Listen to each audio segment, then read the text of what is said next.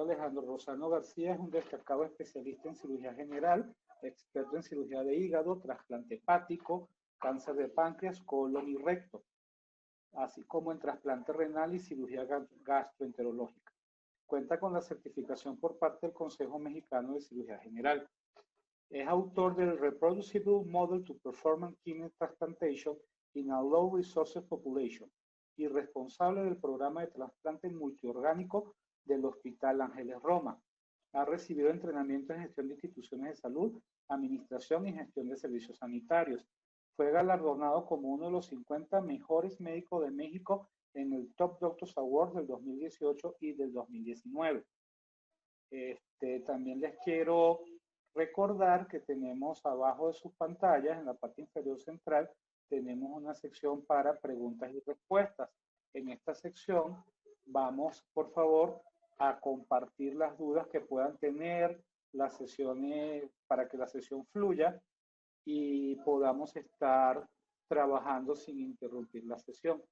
Si alguno de ustedes tiene algún comentario, alguna pregunta, alguna duda, nos las comparten por favor en esta sección que van a poder apreciar abajo, que dice Q&A,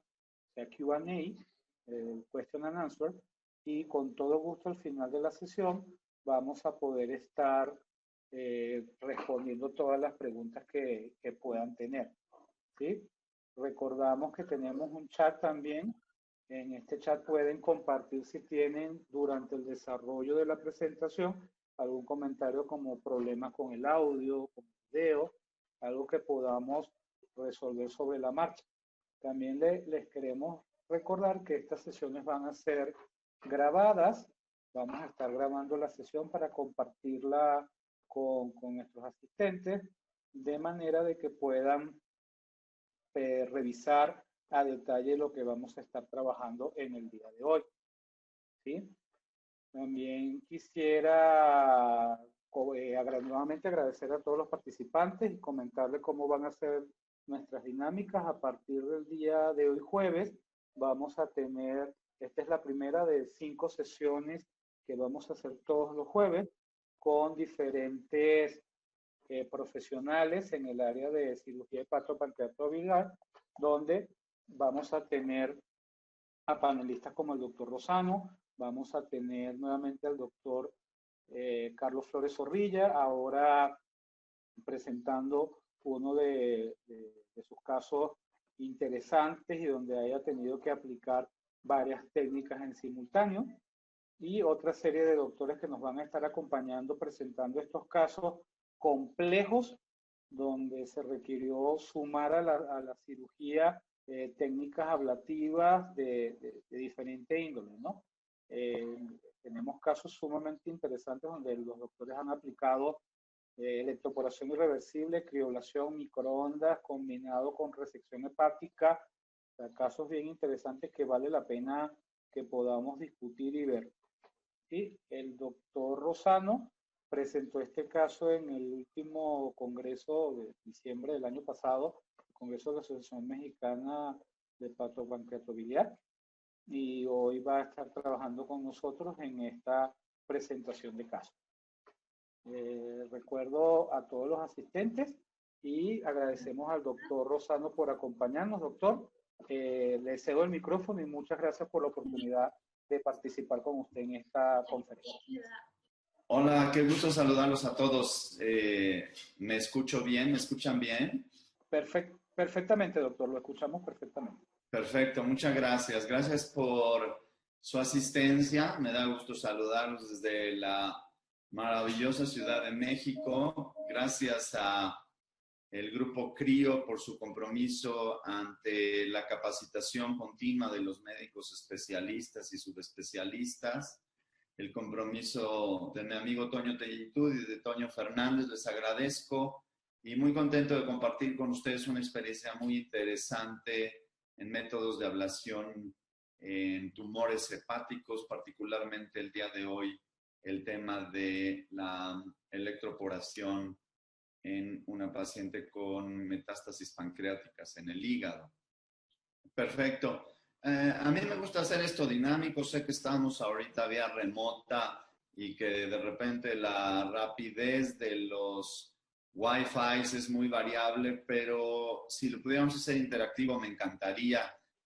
Voy a hacer algunas preguntas de repente y si yo pudiera tener la respuesta de 3 participantes para hacerlo no tan largo, creo que nos va a nutrir más la experiencia de todos, que estoy seguro que todos en sus países tienen casos en particular que compartir, inquietudes, y creo que nos nutre más si podemos hacerlo interactivo. ¿Estás de acuerdo, Toño? Sí, doctor, claro que sí, podemos abrirle los micrófonos a los participantes una vez que usted haga la pregunta para que puedan intervenir y responder, y nuevamente lo cerramos para evitar el feedback en el webinar. Excelente. Pues bueno, esta serie educativa que está iniciando Grupo Crio va a ser muy interesante, muy nutritiva. Creo que posterior a esto podríamos generar un documento, cuando menos de inquietudes, y posteriormente se podría volver un documento de consenso en América Latina sobre todo. En este webinar yo no tengo nada que declarar, ningún conflicto de interés, y siempre mi medicina de especialidad la integro con 4 pilares que son la integralidad, la integración, la eficacia y la afectividad, y en esta área tan apasionante como la hepatopancreatobiliar y la trasplantes, la trato de aplicar en mi práctica habitual.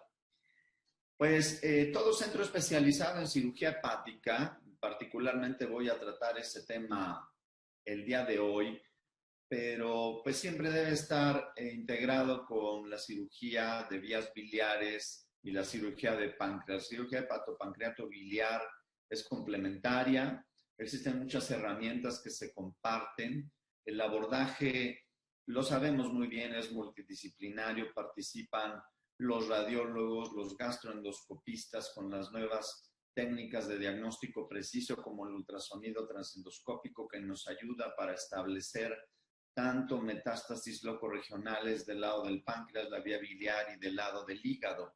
Eso nos nutre mucho.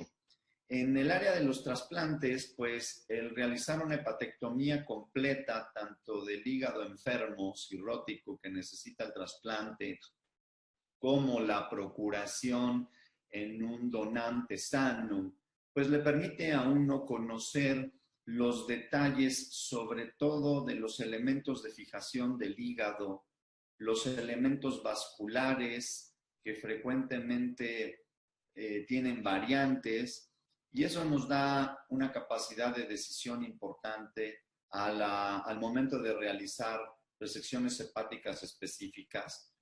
Pero cuando tratamos de buscar dentro de este parénquima hepático que ven ustedes tan bonito en este donador sano de 18 años, tan voluminoso, sobre todo el lado derecho con sus 4 segmentos, aquí nosotros ni por fisuras ni por marcas anatómicas podemos definir con precisión dónde termina el segmento 4, dónde empieza el segmento 5, dónde está el segmento, el segmento 5, el segmento 6, dónde está el segmento 7 y el 8, que están muy posteriores y que son poco accesibles en la cirugía laparoscópica, son prácticamente muy complicados buscarlos, y la cirugía robótica ha dado algunos elementos para poder resolver esta circunstancia.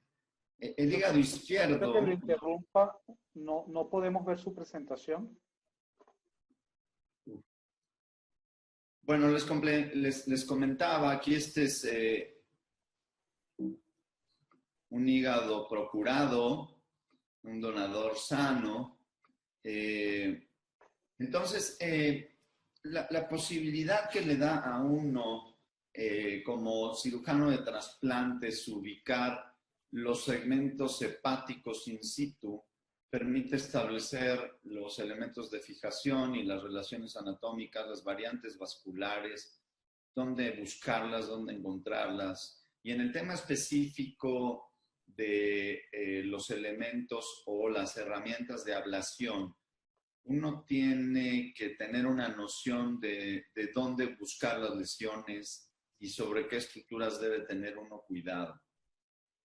Mi consejo es siempre tener los métodos de imagen previos a la cirugía lo más complementarios posible. Un ultrasonido a mí me da una idea muy clara, por ejemplo, del volumen, de la dimensión, sobre todo del lóbulo derecho en el espacio. Una tomografía a mí me permite segmentar de manera cuando menos imaginaria los elementos vasculares que van a atravesar una o varias lesiones y cómo tengo que yo interpretar los vasos portales y los vasos hepáticos sobre todo.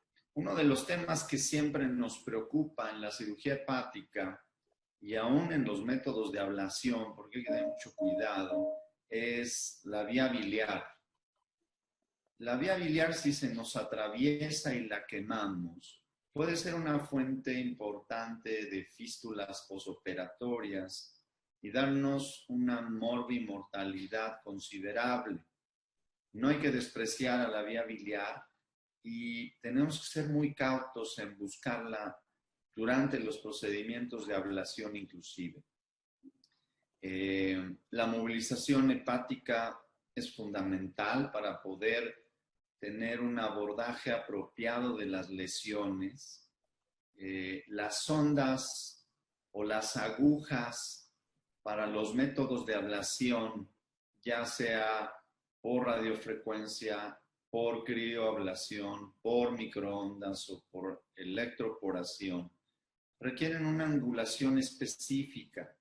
Y esta angulación específica, si no exponemos bien el hígado, se puede modificar y dar pie a complicaciones no deseables.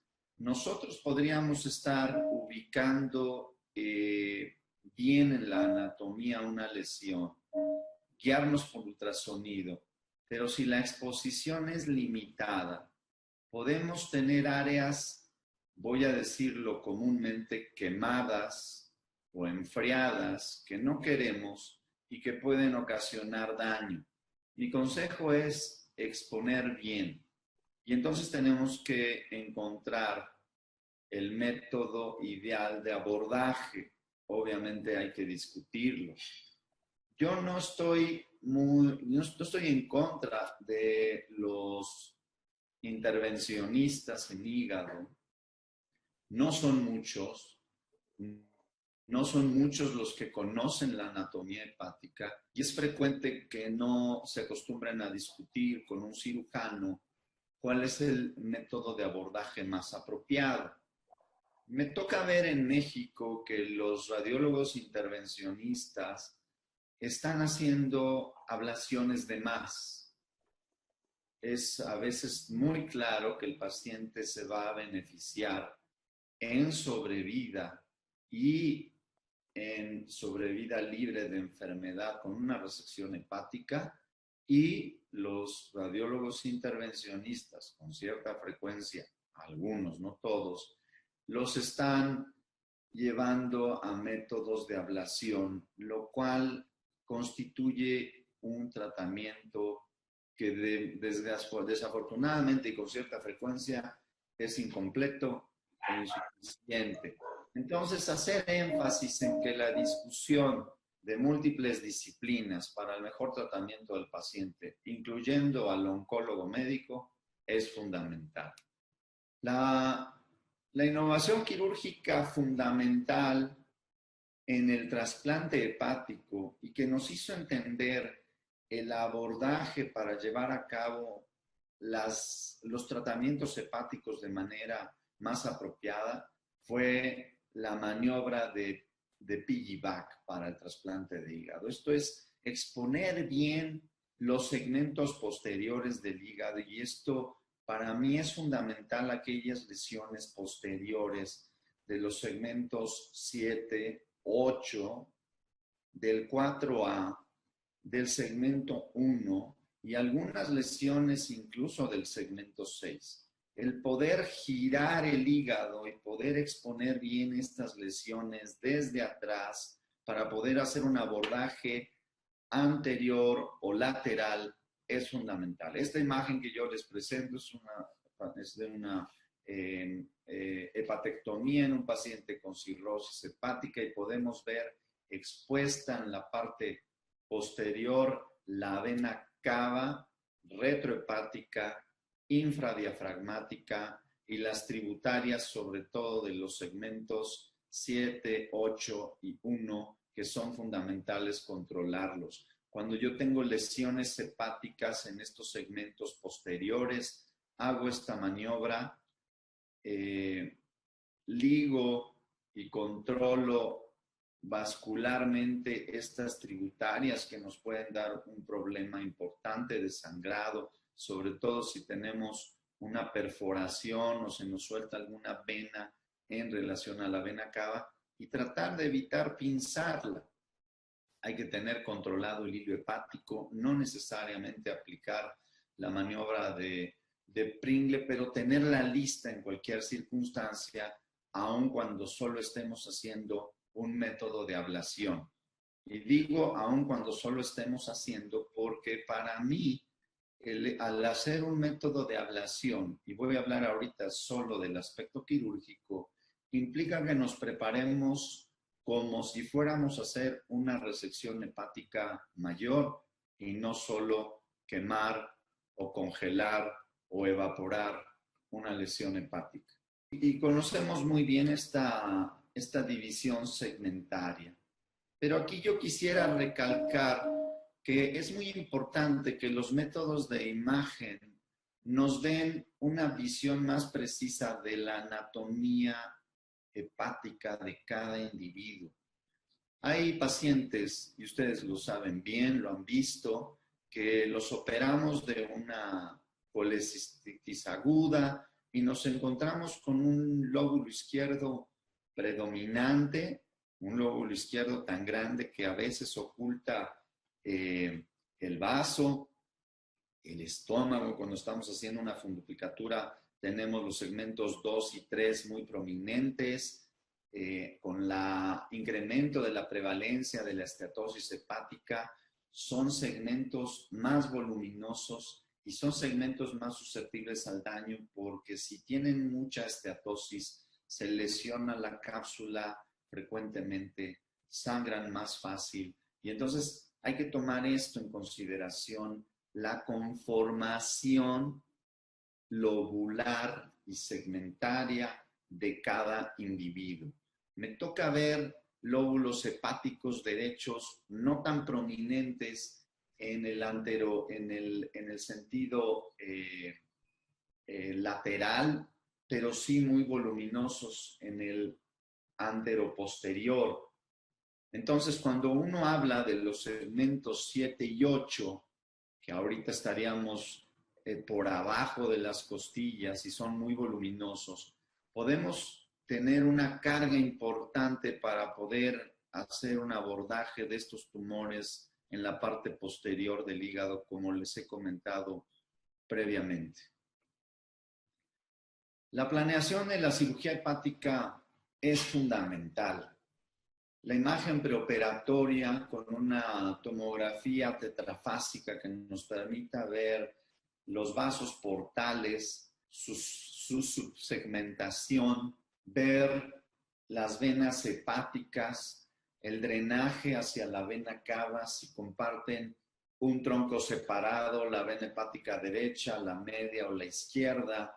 Lo frecuente es que la izquierda y la media compartan un solo tronco de drenaje hacia la vena cava y que la vena hepática derecha esté sola. Pero podemos encontrar un tronco único, podemos encontrar la vena media y la derecha en un solo tronco y la izquierda muy delgadita en un tronco por aparte o drenando hacia este tronco de ambas venas previamente mencionadas. Lo ideal pues es que tuviéramos una navegación intraoperatoria lo más precisa posible. Participé en un proyecto en el Hospital General de México cuando coordinaba el programa de trasplantes y el programa de cirugía hepática, en donde la idea era tener todas las imágenes de tomografía y ultrasonido preoperatorias y después empalmarlas con un tomógrafo intraoperatorio para hacer un escaneo en tiempo real y ubicar la lesión lo más preciso posible. Ya hay sistemas que nos permiten navegar dentro del hígado, precisar la anatomía, la relación con los vasos sanguíneos, porque el ultrasonido es muy eficaz y nos permite ver en dos ejes cuál es la localización. Nosotros podemos variar la colocación del transductor y poder tener una imagen 3D, pero lo ideal es tenerla de manera simultánea. Existen ya estos transductores en donde están integrados un transductor lineal y uno transverso en una T muy bonita y nos puede dar una imagen simultánea en longitudinal y en transverso. Ya nada nos haría falta una dimensión, pero con esto podemos medir la distancia que hay desde la cápsula de Gleason hasta el tumor, poder llegar con la punta de la aguja del método de ablación que estemos utilizando y poder concentrar la energía en el tejido que está dañado y tratar de preservar la mayor cantidad de tejido sano posible. Si planeamos bien la cirugía hepática, e incluso hay muchos programas en Europa, sobre todo, y también en Estados Unidos, de estos sistemas FAST de recuperación rápida de los pacientes. En el mismo día de la cirugía se les para, se les da de comer, se les dan procinéticos, se les dan analgésicos potentes, tratando de evitar los opioides. Permite que los pacientes tengan procedimientos cada vez más avanzados con una recuperación acelerada y que permite un seguimiento oncológico rápido, oportuno y reiniciar la terapia o la quimioterapia lo más pronto después de la cirugía. La vigilancia integrada es fundamental. Yo trato por todas las vías de no perder de vista a mis pacientes resecados de hígado, interactuar con el hepatólogo, interactuar con el radiólogo, interactuar con el oncólogo para darle seguimiento y detectar lesiones tempranas que puedan ser susceptibles de métodos de ablación y no necesariamente resecciones no anatómicas o mucho menos resecciones ya mayores.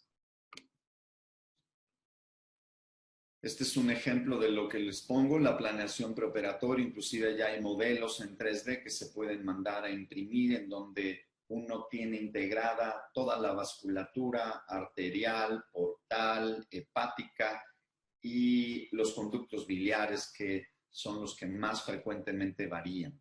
Y entonces uno puede dimensionar desde antes de la cirugía en varios cortes, sagital, coronal, axial, y localizar en dónde está este tumor, qué tan profundo está y qué métodos vamos a ocupar. La definición que yo les daría actualmente de la cirugía hepática es que necesitamos de procedimientos híbridos. ¿Qué quiere decir?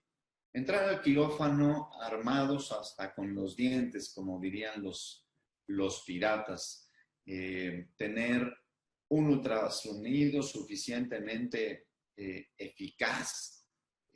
Habitualmente entro con un técnico de ultrasonografía que conozca bien el equipo y yo he aprendido y me he capacitado en hacer los ultrasonidos de hígado porque es muy frecuente que no me pueda entender al 100% con un radiólogo ultrasonografista que con la mejor intención del mundo trata de rastrearme una lesión, pero no encuentra el enfoque que uno quiere darle como cirujano al abordaje, al ángulo que uno quiere tomar.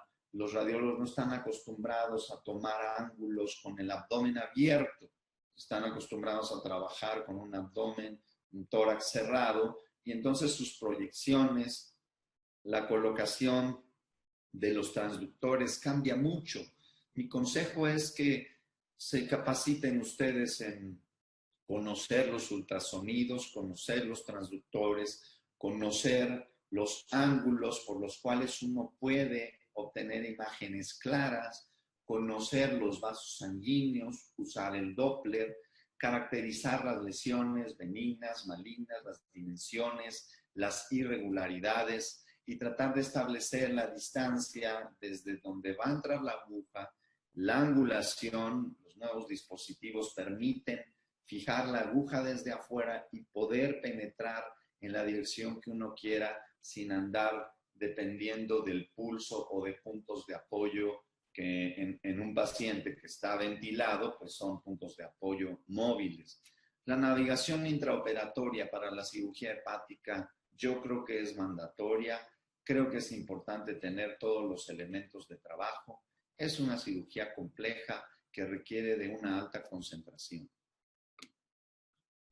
Yo les preguntaría si tres de los asistentes me pudieran contestar, ¿cuáles son las alternativas terapéuticas actuales que ustedes conocen en relación a hepatectomías? Vamos a abrir los micrófonos para que puedan los asistentes comentar. Entonces, pues bueno, en términos generales, las alternativas terapéuticas actuales son muchas. Yo haría énfasis, y yo creo que aplica mucho para esta sesión, este tema de las resecciones o los abordajes híbridos. Participé en un proyecto en el Hospital General de México, un hospital de 1000 camas, un hospital de 1 millón de consultas al año, 40,000 cirugías al año, e integré un quirófano multifuncional que permitía tener un angiotomógrafo, un ultrasonido y una mesa quirúrgica que se empalmaba con el tomógrafo y tener los elementos de resecciones hepáticas como un disector ultrasónico, un ultrasonido de alta fidelidad, de alta calidad, tener los métodos de ablación.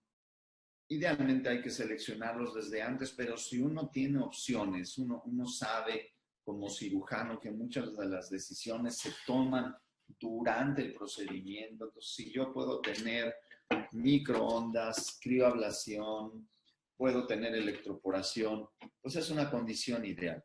No hay que tener dispendio de recursos, pero no es mala idea que tengamos en centros de alta especialidad la mayor cantidad de recursos posibles. Yo no estoy de acuerdo en que los centros especializados le digan a los cirujanos o a los médicos, trabaja con lo que hay.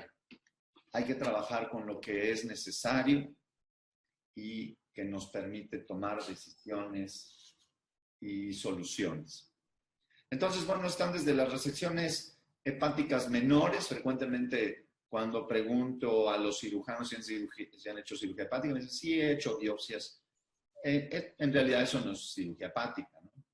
Están las resecciones menores, que podríamos decir son parte de las resecciones no anatómicas, las resecciones mayores que pueden o no ser anatómicas, seguir los lineamientos y los estándares de una resección segmentaria o sectorestomizada, como diría la literatura francesa. Las resecciones anatómicas, básicamente las hepatectomías mayores, la hepatectomía derecha, la hepatectomía izquierda, la hepatectomía derecha extendida, la hepatectomía izquierda extendida. Y pues bueno, vienen ya los recursos tecnológicos, como hay algunas publicaciones, sobre todo en Europa, de mini laparotomías. Es algo muy relativo, generalmente se hace para tumores pequeños en sectorectomías. La hepatectomía por robots, se están haciendo cosas muy interesantes en la Universidad de Chicago, sobre todo para en Chicago. Alan Song en Estados Unidos también, ahora se mudó, estaba en Pittsburgh, ahora se mudó, pero Human Fund también está haciendo resecciones con robots, sobre todo, y el gran beneficio es para los segmentos posteriores, el segmento 7 y el 8, en donde los instrumentos laparoscópicos es muy difícil meterlos ahí, y son pacientes que generalmente están obesos, y una cirugía abierta puede traerle más complicaciones como la incidencia de seromas, mayor infección de herida quirúrgica, en fin. Está la hepatectomía del donador, que también se ha hecho por vía laparoscópica y por robot. Hay mucha experiencia en los pacientes en en los países asiáticos. Y otros elementos como la cirugía asistida con la mano, es algo que yo he aprendido, me gusta en el sentido que lo he replicado cuando empezamos las nefrectomías de donador con fines de trasplante. Meter la mano le da a uno mucha seguridad, le da a uno mucha confianza, le permite a uno conocer las condiciones anatómicas de cada individuo. Y algo que yo he aprendido mucho con las técnicas de invasión mínima es que cambia un poquito los pasos quirúrgicos. Cuando estamos haciendo cirugía abierta, lo primero que hacemos es liberar los elementos de fijación de los órganos.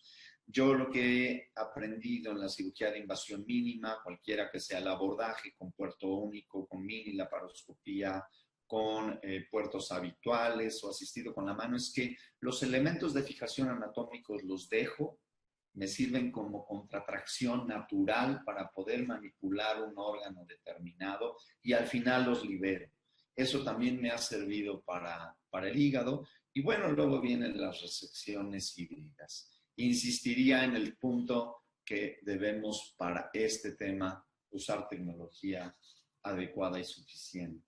Pues, Doctor, ya tenemos algunas respuestas a la pregunta que usted formuló de parte de los asistentes.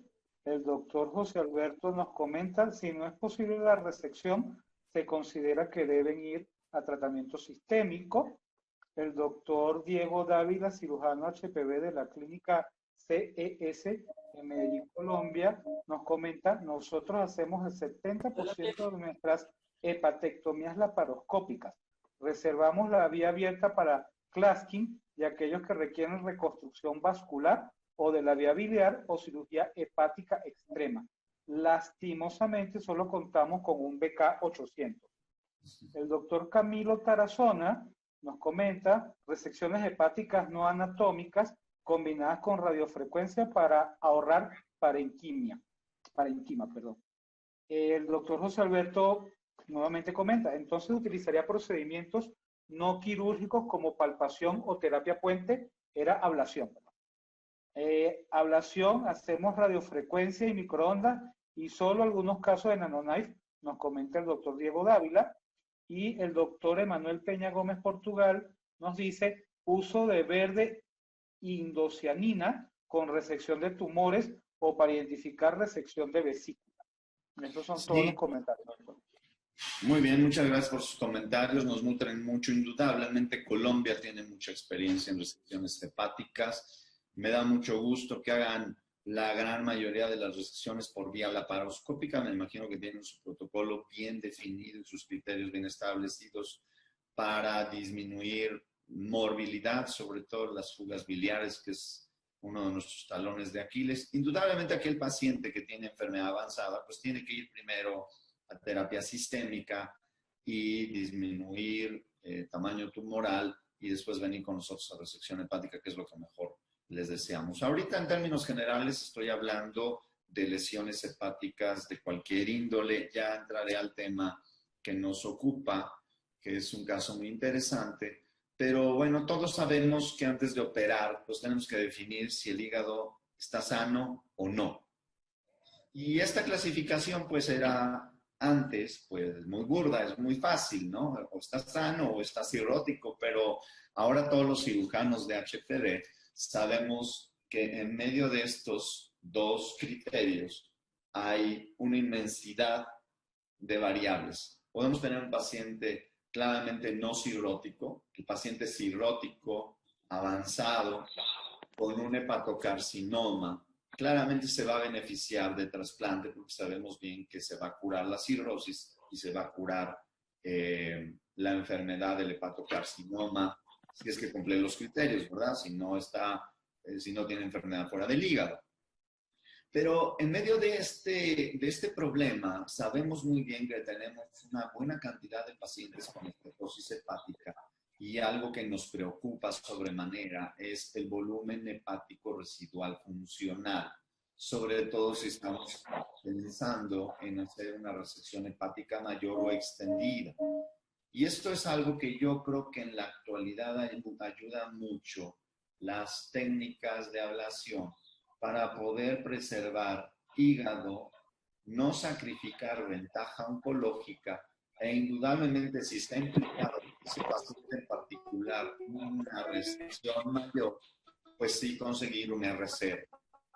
Los factores de riesgo sabemos muy bien, la edad, la cirrosis, fibrosis, establecerlo el día de ayer participaba en un webinar sobre esteatosis hepática, esteatohepatitis no alcohólica, esteatohepatitis en pacientes con resistencia a la insulina.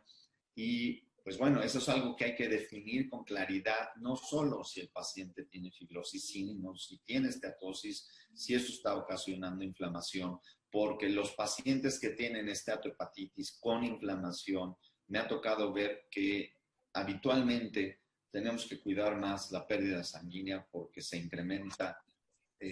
Tenemos que ser más cautos con nuestros métodos de resección y también a la hora de introducir las agujas de ablación, podemos tener a la hora de sacarlas más sangrado. Entonces, estar pendientes de eso y podemos afectar más parénquima si es que tenemos un paciente con esteatosis.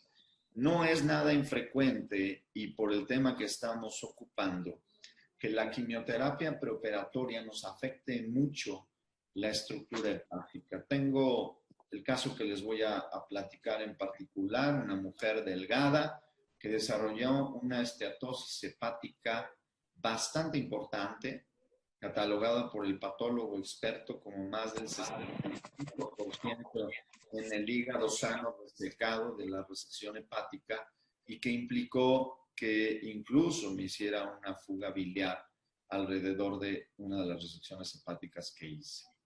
Esto está consensado entre los patólogos, idealmente tener un patólogo a nuestro lado que se dedique y sepa ver el hígado, no solo en los tumores, sino en los aspectos del hígado sano. Y bueno, hay que considerar cuál es el paciente ideal para cada procedimiento. El trasplante hepático está muy bien definido para quienes es, pero la resección hepática, pues en hígado sano, pues el 40% de los pacientes en Asia pueden tener un hígado sano, pero en Occidente solo el 5%. Habitualmente los cogemos cuando es una lesión única, pequeña y periférica, en paciente joven, en cirrosis con reserva hepática adecuada, pero ustedes saben bien que el espectro de lesiones clínico-quirúrgicas es muy grande. Entonces, ¿qué pasa con el paciente intermedio? ¿Cuál es la evidencia y qué hacemos con este paciente que puede tener enfermedad múltiple, enfermedad bilobular y enfermedad multisistémica, es decir, no multisistémica, sino en múltiples sitios, en ambos lóbulos o en un solo lóbulo, en diferentes segmentos? La resección en hígado sano, sabemos muy bien que tenemos baja mortalidad operatoria, la recurrencia en un año pues es la peor sobrevida. Los pacientes con hepatocarcinoma y cirrosis en Chailá con más de 100,000 plaquetas, con un gradiente de presión venosa hepática menos de 10 milímetros de mercurio. Pues tenemos sobrevida de 5 años del 70%, con recurrencia del 60%, y tendríamos que pensar si estos pacientes recurren, pues si van a la resección o son muy buenos candidatos a ablación o de plano un trasplante hepático de salvamento. Algo de lo que les mencionaba del fast track en cirugía hepática, yo creo que en donde queda muy claro que hay que hacer una resección hepática mayor en una lesión única, hay que hacerla. Pero ¿qué sucede con aquellos pacientes que tienen más lesiones? Estos son, no quiero abundar en el tema de fast track, lo conocemos bien los cirujanos de HPV específicamente para el tema de cirugía hepática, varía un poco en cuanto al tema de cirugía colorectal, quienes iniciaron con todo esto. Pero bueno, lo que les decía, la planeación quirúrgica, tener una tomografía tetrafásica que nos permita tener una reconstrucción en tercera dimensión, poder hacer múltiples enfoques de este mismo hígado, ubicar la lesión, relacionarla con los vasos mayores, no sé en Colombia si ya tengan algún sistema de reconstrucción 3D como MEDIS en Europa. Recientemente me presentaron uno que acaba de llegar a México y que le pueden mandar inclusive a unos modelos físicos en 3D. La anatomía arterial es fundamental, la longitud de la arteria, la subsegmentación. Nos preocupa mucho, todos lo sabemos, comprometer el riego sanguíneo de alguno de los conductos biliares. Eso es algo que a mí me gustaría escuchar la experiencia que tienen ustedes para evitar las fugas biliares en aquellos pacientes que son llevados a métodos de ablación y que evidentemente es uno de los riesgos. La anatomía portal, la subsegmentación nuevamente, poder establecer qué segmentos pueden estar involucrados y cómo nos puede sacrificar el resto del parénquima normal si es que nos metemos con otra de las venas en un segmento que no queremos hacerle ablación. El drenaje venoso es fundamental, sobre todo en aquellas lesiones que están entre la vena hepática media y la derecha o la media y la izquierda. Yo creo que son de los más difíciles de decidir y poder tener un control vascular adecuado, un R0. Y algo que yo me he estado preguntando, no es el tema de esta plática, seguramente podemos hacer otra plática para revisarlo. ¿Qué tanto tenemos para conseguir un R0? Poder tener un margen no tan cercano a vasos sanguíneos cruciales y sí tener un método de ablación seguro que nos pueda, voy a decir comúnmente, quemar esa área y dejar como si el paciente hubiera tenido una resección RC. Los conductos biliares nuevamente reconstruirlos. Sabemos muy bien la clasificación de las hepatectomías mayores. Quizá lo que menos nos preocupe son las segmentectomías laterales izquierdas. Y pues bueno, este artículo de New England Journal of Medicine lo conocen ustedes muy bien. Los oncólogos en términos generales lo conocen. Desafortunadamente en México me toca ver muchos oncólogos que ante esta circunstancia lo que dicen, este paciente solo tiene una opción de quimioterapia sistémica y nos olvidamos de él. Evidentemente estoy hablando de enfermos que solo tienen enfermedad hepática, que no tienen enfermedad fuera del hígado, pero aún así en esos casos, bajo protocolos específicos y bajo un comité de ética, tendrían que analizarse detenidamente. Es frecuente, ya saben ustedes, que nos encontremos entre este tipo de pacientes que tienen lesiones en los dos lóbulos, que tienen multicentricidad y que tenemos que establecer cuál es la mejor estrategia y establecer una cirugía en estadiaje. Aquí tenemos claramente pues, la oclusión de la vena porta, que puede ser por vía intervencionista, puede ser embolización intraoperatoria, puede ser ligadura intraoperatoria, resecar las del lado izquierdo para tener una hipertrofia del lado izquierdo y dejar un derecho que después pueda ser llevado a una hepatectomía mayor y comparar las imágenes preoperatorias con la circunstancia específica que llevó al paciente.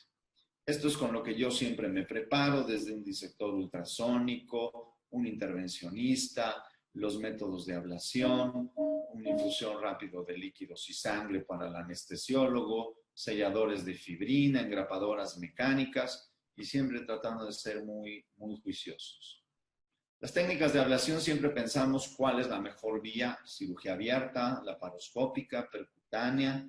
Estamos hablando de pacientes solo como una medida paliativa. Estamos hablando de pacientes que tienen una posibilidad de curación aunada a una resección hepática mayor.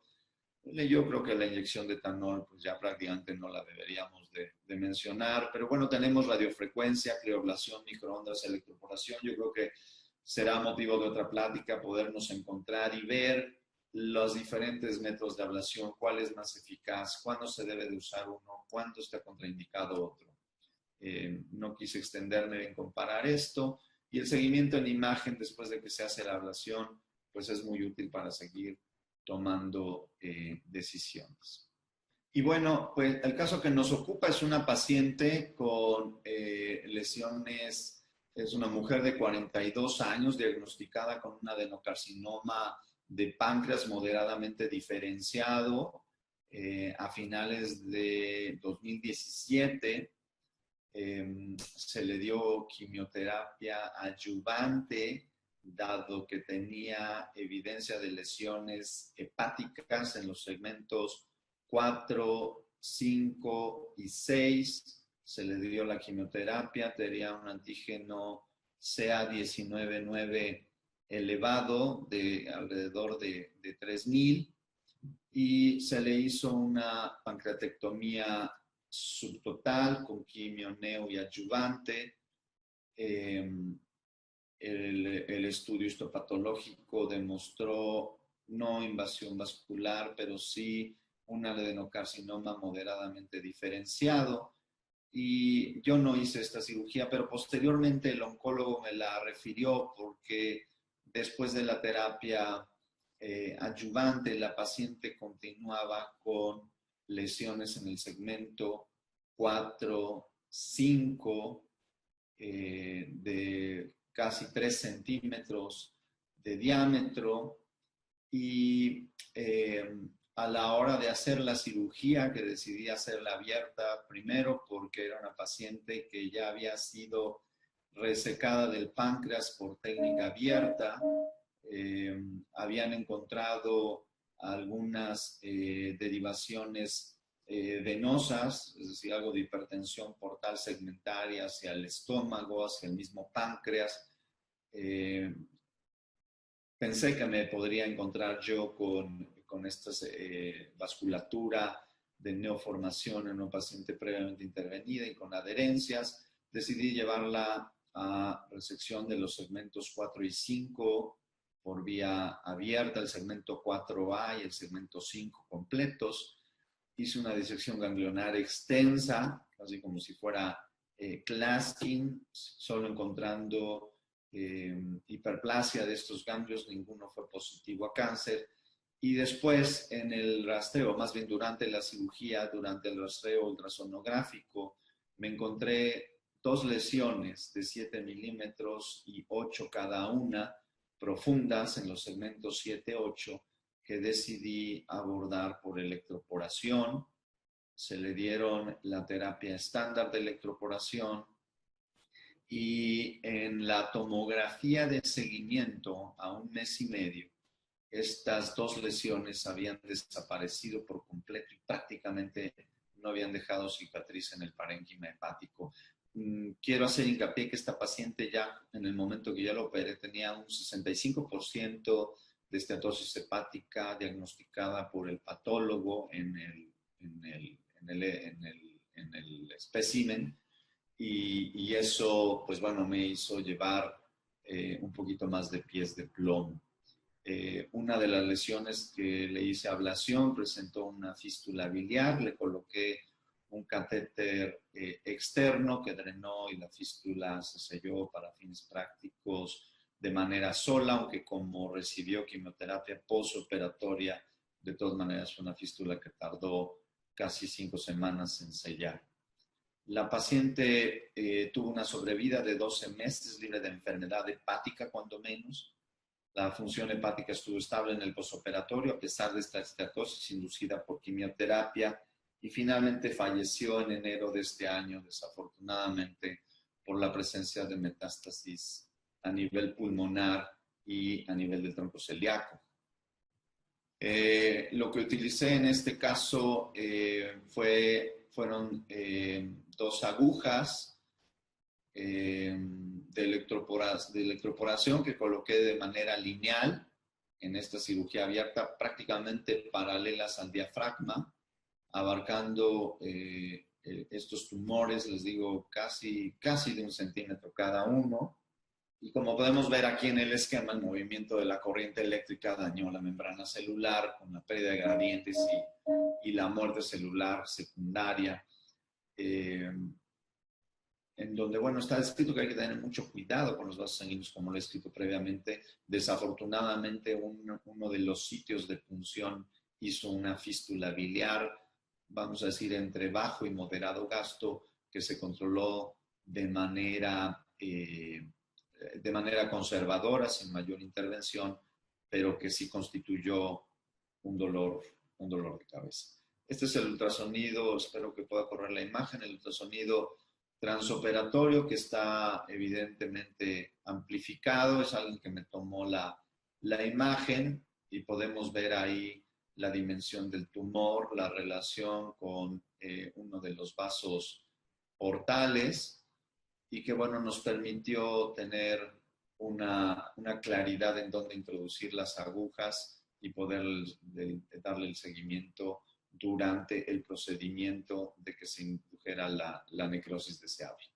Esto es con lo que nos preparamos de todas formas. Obvié decirles que también durante la cirugía en el rastreo ultrasonográfico encontré un ganglio pericoledociano, un ganglio supraduodenal que estaba altamente sospechoso. Estaba muy cerca de la vena porta, de la arteria hepática, y decidí introducir una aguja para congelarlo. Se congeló y prácticamente en ese sitio se quedó libre de metástasis ganglionares. La paciente en este periodo de sobrevida, que fue extraordinario, prácticamente 2 años después de su diagnóstico, tuvo una calidad de vida razonablemente buena y no pude rescatar las imágenes tomográficas, por alguna razón el disco duro en donde yo las tenía se dañó, pero pudimos darnos cuenta que la ablación por electroporación fue eficaz, prácticamente no dejó cicatriz y no hubo recurrencia hepática en este tiempo de seguimiento. Muchas gracias por su atención y pues espero que haya comentarios y dudas y que nos podamos retroalimentar. No, Bueno. muchísimas gracias, doctor, por su presentación. Creo que para todos fue sumamente enriquecedora. Tenemos la participación de varios doctores. Nos acompaña un grupo de doctores de Perú, de Colombia, de Centroamérica y por supuesto también de México. El doctor Tarazona comentaba con respecto a lo que usted decía, ¿no? En Colombia aún no tenemos la tecnología 3D disponible. El doctor Diego Dávila nos comenta, yo en Londres usaba Mevis, en Japón vi un sistema de Fuji espectacular, pero eso era demasiado caro para nuestro medio. Solo tenemos ver las imágenes con el radiólogo y estoy tratando de implementar verde de indocianina, pero me ha costado mucho y no he podido conseguirlo en Colombia. El doctor Ismael Brito nos pregunta si podría mencionar el resultado de dichas resecciones hepáticas. También tenemos una pregunta del doctor Francisco Sarachinas. ¿Qué esquema de quimioterapia utilizaron? ¿Cuántos ciclos usaron? ¿Usaron biológico? El primario era de adenoca de cabeza de páncreas, nos pregunta el doctor Sanchinas. Sí, muy buenas preguntas. No era primario de cabeza de páncreas, estaba por adelante del proceso uncinado, aunque el cirujano que lo abordó inicialmente planeó una cirugía de Whipple, una pancreatoduodenectomía, pero en el transoperatorio se dio cuenta que estaba adelantito del proceso uncinado, estaban respetados los vasos mesentéricos, de tal forma que decidió hacer una pancreatectomía distal con esplenectomía y en ese momento decidieron no hacerle nada a las lesiones hepáticas. La paciente recibió quimioterapia a base de, fueron previas a la cirugía, recibió quimioterapia con Folfirinox, con buena respuesta, y fueron por 8 ciclos, perdón. Y a pesar de eso, las lesiones hepáticas posteriores a eso progresaron junto con el CA 19-9. No se usó biológico. Aquí el doctor Francisco Sanchinas me pregunta si se usó biológico. Se le hicieron las pruebas para definir la biología del tumor y desafortunadamente no fue favorable su resultado para sensibilidad al uso de biológicos. El primario fue un adenocarcinoma del cuerpo de páncreas moderadamente diferenciado, curiosamente sin invasión vascular. Doctor, nos pregunta el doctor José Velázquez de Perú. Una pregunta sobre el caso. ¿Cuál sería la explicación de la aparición de una fístula biliar si se sabe que la electroporación irreversible no debería afectar la vía biliar? Sí, yo creo que eran tumores muy profundos y para mí, yo lo que creo es que es muy difícil en estos tumores profundos, sobre todo en los segmentos posteriores, podernos dar cuenta qué tan cerca estamos de una vía biliar. Yo creo que influyó un poco la angulación de la aguja y es muy probable que a la hora de sacarla es cuando se haya ocasionado este daño por quemadura, siento yo. No tengo una explicación certera, no lo he visto, yo me sentí muy seguro, he hecho electroporación en otros casos no metastásicos de páncreas, probablemente influyó la estatosis hepática de la paciente, la movilización del mismo hígado, yo creo que fue multifactorial. En esta paciente es una de las que más he visto estatosis hepática inducida por quimioterapia, a pesar de estar joven, no tener factores de riesgo como resistencia a la insulina, diabetes. Yo creo que fue esa la circunstancia. Muchas gracias. El doctor Carlos San Juan Sánchez nos comenta, en países con baja donación de órganos como México, ¿qué criterio toma como prioritarios para valorar el trasplante hepático en su práctica clínica? Pues los criterios para trasplante de hígado del mundo, la cuestión siempre es cuál en ciertas circunstancias debería de trasplantarse primero. Y desafortunadamente en México no hemos podido tener un consenso en cuanto a darles un poquito más de puntaje, un extra puntaje a los pacientes que tienen cáncer. Evidentemente estamos hablando del hepatocarcinoma. No hemos podido priorizar en cuanto a extra puntaje por cáncer. Tampoco hemos podido priorizar la asignación por gravedad. Es decir, en la actualidad todavía no estamos priorizando por MEL. Tenemos un sistema de salud fragmentado y eso nos ha impedido poder compartir listas de espera con MELs que se estén actualizando periódicamente. Hay algunos centros como el Instituto Nacional de Ciencias Médicas y Nutrición, donde yo me formé, en donde cuando menos ellos localmente están tratando de darle prioridad por MEL y extrapuntos por hepatocarcinoma.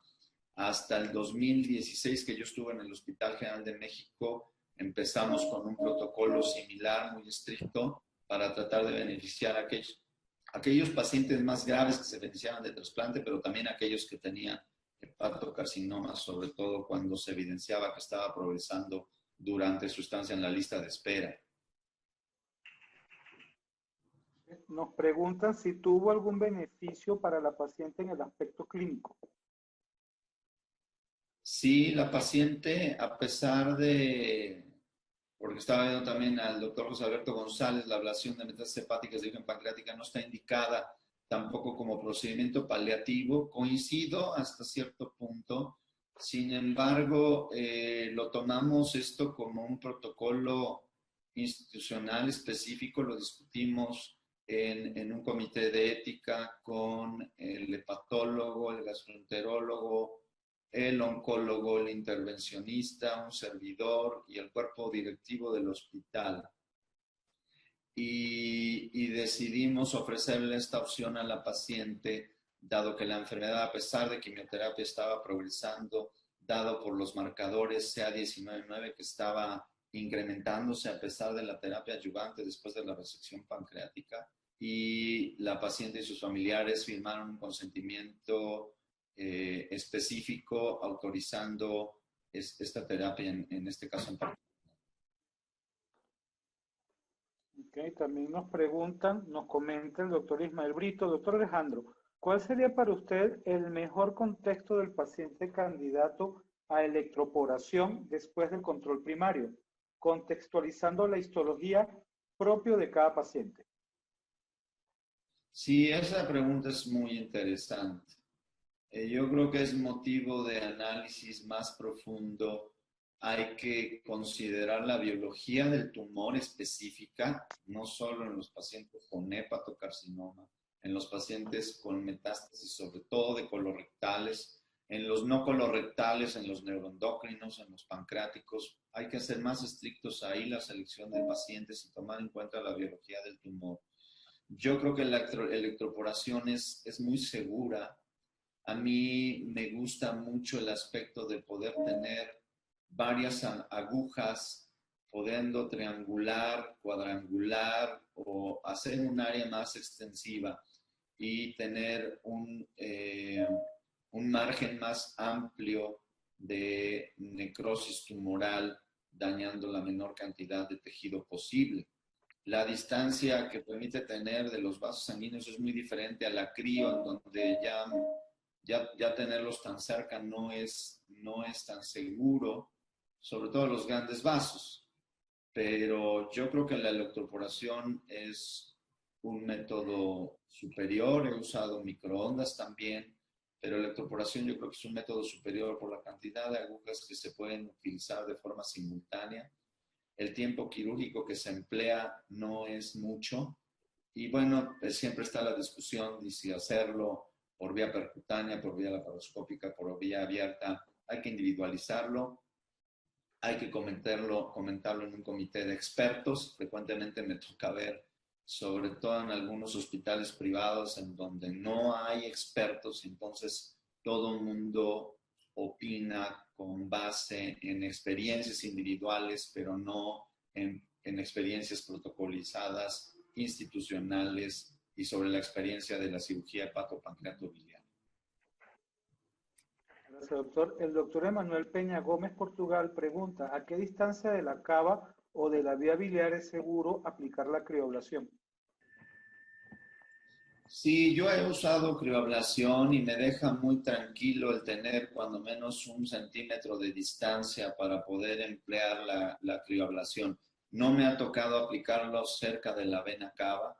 Cerca de la vía biliar, pues bueno, he hecho con angiogramas transoperatorios. Afortunadamente tampoco he tenido conductos biliares muy cercanos, pero la crioablación también me deja muy tranquilo, es muy segura. Y prácticamente la congelación no induce mayor posibilidad de trombosis en los vasos periféricos, sobre todo cuando no son de gran calibre. En la vena cava no tengo experiencia en ese sentido, pero hasta cierto punto me sentiría cómodo a más de 1 centímetro. El doctor Diego Dávila comenta, muy buen caso, hay que reunir más pacientes con este tipo de tratamientos. Yo tengo un paciente con un colangiocarcinoma Bismuth 4, a quien le hice electroporación y lleva casi 2 años de sobrevida. Saludo desde Medellín.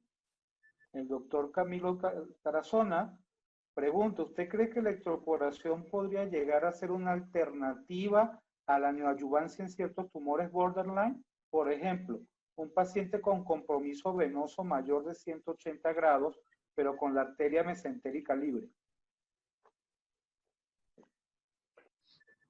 ¿Quién preguntó, perdón? Lo pregunta el doctor Camilo Tarazona.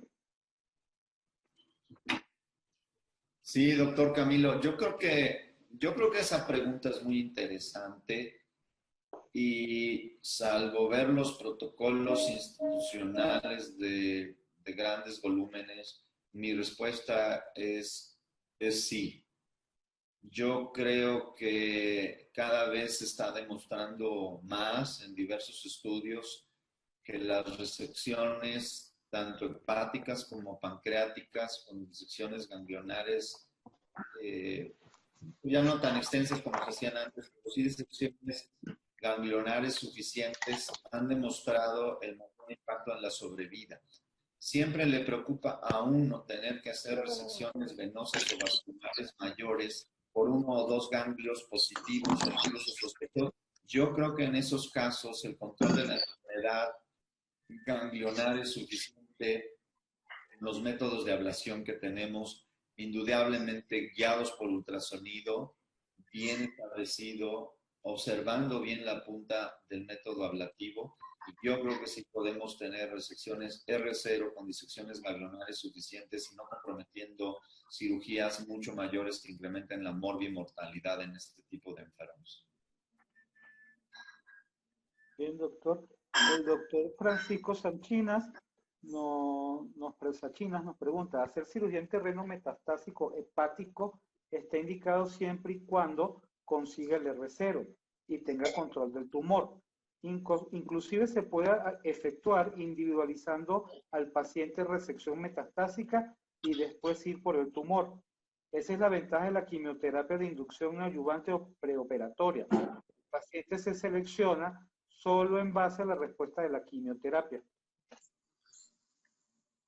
Totalmente de acuerdo. En esta paciente consideramos que las resecciones que hicimos, en ambas resecciones fueron R0 y las dos lesiones sospechosas, tanto en el transoperatorio como en la tomografía, que no quedaban muy claras en la tomografía, en el ultrasonido, eran muy claras que eran lesiones sospechosas casi de 1 centímetro. Hacer una resección más profunda creo que hubiera sido más mórbido y de todas maneras obtuvimos el control de la enfermedad. Yo sé que es controversial, sé que en esta ocasión es un caso anecdótico, pero creo que los centros de HPV en el mundo es lo que están buscando. Finalmente, tener resecciones claras que consigan R0 en las lesiones que están, vamos a decir, claramente resecables, pero haber hecho una resección en estas dos lesiones, en el 7 y en el 8, implicaba hacer 2 segmentectomías mayores en los segmentos posteriores, en 2 lesiones de menos de 1,5 centímetros.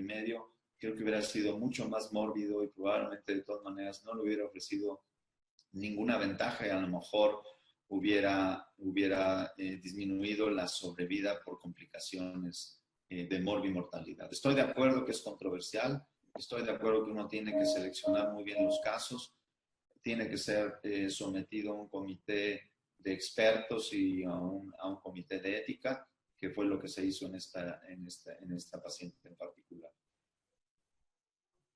Pregunta el doctor Camilo Tarazona.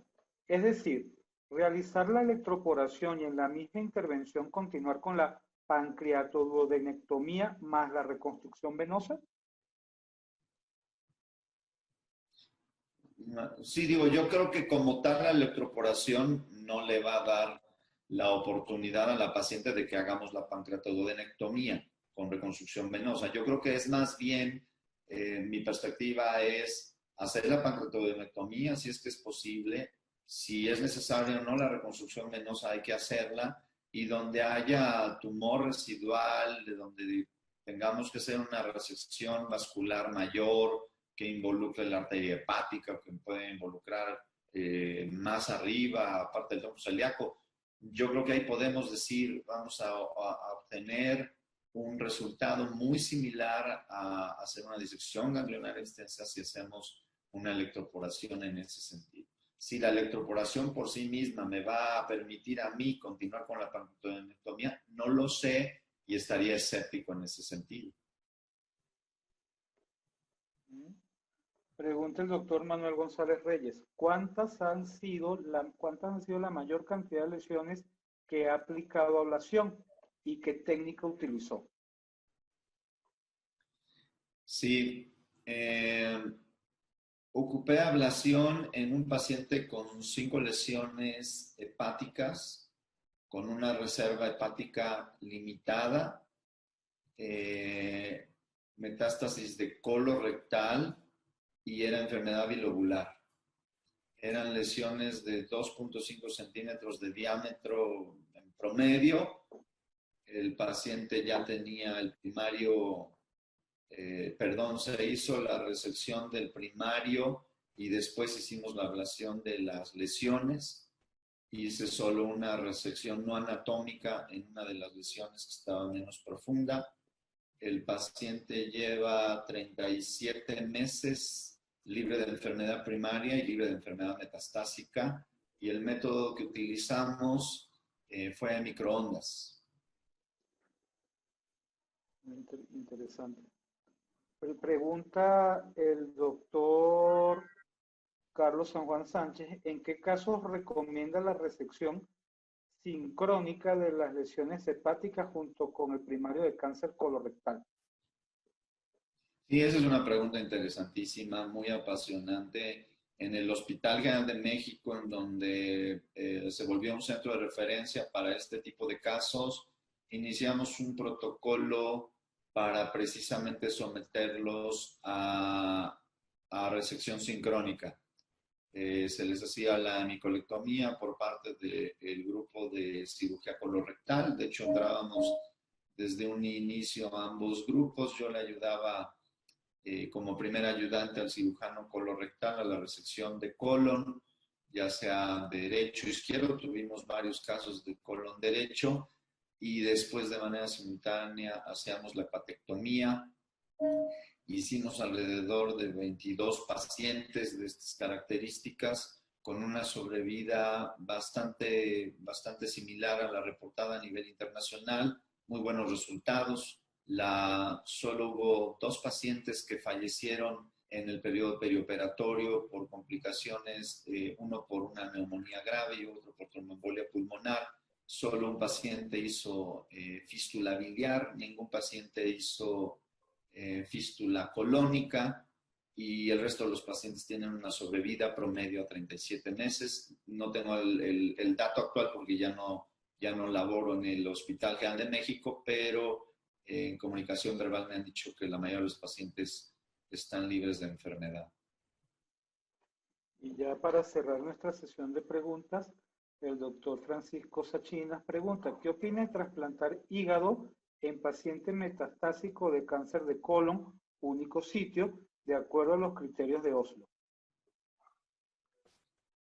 Sí, cada vez se han hecho más extensivos los criterios para trasplantar pacientes. Yo diría que pues generalmente estos pacientes van a tener daño hepático, y que lo que le va a condicionar que los estemos trasplantando va a ser más el daño hepático que la metástasis de cáncer de colon. Sin embargo, estos criterios extendidos para trasplante hepático están dando muy buenos resultados a nivel mundial. Indudablemente que tienen que estar bajo un protocolo específico, control de la enfermedad primaria y sin enfermedad fuera del hígado. Y yo creo que los resultados en términos generales son bastante buenos. Siempre a mí me preocupa mucho la inmunosupresión post-trasplante en aquellos pacientes que no tienen hepatocarcinoma. Entonces, estos pacientes yo creo que sí deben de tener un seguimiento mucho más estrecho, tanto por marcadores tumorales como por imagen, tanto en el hígado como en el colon, y tener una inmunosupresión lo menos potente posible y lo más eficaz. Afortunadamente, desde el punto de vista inmunológico, el hígado es muy benévolo, pero de todas formas yo les daría una inmunosupresión un poco menos intensa que los pacientes que fueron llevados a trasplante por otras causas que no sea colorectal. Un comentario del doctor Sachinas. Si está indicado hacer la cirugía de Whipple y resección de lesiones metastásicas hepáticas. En lo particular, yo uso neopreno, el Pancreaslog, inyectado al Wirsum, evitando así realizar una anastomosis pancreatoyeyunal. Excelente, doctor Sachinas, me da mucho gusto escuchar esa experiencia. Me gustaría que pudiéramos estar en contacto y compartir nuestra experiencia. Sé que Colombia tiene muy buena experiencia en cirugía de invasión mínima, en cirugía robótica. Estuve allá en Bolivia hace un par de años para certificarme en el Da Vinci. Ahí estuve en Bogotá. Qué extraordinario país, qué extraordinaria ciudad. La gente es maravillosa. Y bueno, compartir estas experiencias con cirujanos de su calidad, caray, es un gusto. Y Toño, si me participas el correo electrónico del doctor Francisco Sachinas, va a ser muy enriquecedor enterarme de su experiencia y, por qué no, visitarnos mutuamente. Excelente, doctor. Muchísimas gracias. Damos por cerrada la sesión. Agradecemos al doctor Alejandro Lozano por su tiempo y por acompañarnos en esta primera sesión de discusión de casos. Agradecemos a todos los participantes, los que nos acompañan de acá de México, los que nos acompañan de Colombia, de Perú, de Centroamérica. De verdad, muchas gracias por su tiempo, por su enriquecedora participación. Les recuerdo que estaremos haciendo estas sesiones de cirugía hepatopancreatobiliar con la presentación de casos interesantes todos los jueves a las 7 de la noche, hora de la Ciudad de México. Los estaremos invitando con tiempo. Y bueno, queda más que decirles que estamos por acá a la orden para lo que requieran. Esta sesión fue grabada, se las haremos llegar por correo al correo que dieron de alta en el registro, y le compartiremos también al doctor Lozano el listado de los asistentes para que, bueno, podamos estar en contacto. Y parte del objetivo de estas sesiones es pues compartir experiencias y que crezcamos todos juntos en el apasionante mundo de la cirugía hepatopancreatobiliar. Muchísimas gracias, doctor. Si quiere agregar algo para cerrar. Muchísimas gracias, Toño. Gracias a Toño Tellitud, gracias a CRIO, gracias a todos los participantes de América Latina. Un gusto saber de ustedes. Cuídense, cuiden a sus familias y, pues bueno, tratemos de estar positivos y optimistas. La cirugía HPV es apasionante. Seguramente coincidiremos pronto físicamente en alguno de los congresos de trasplantes de cirugía HPV y nos daremos un abrazo fraternal.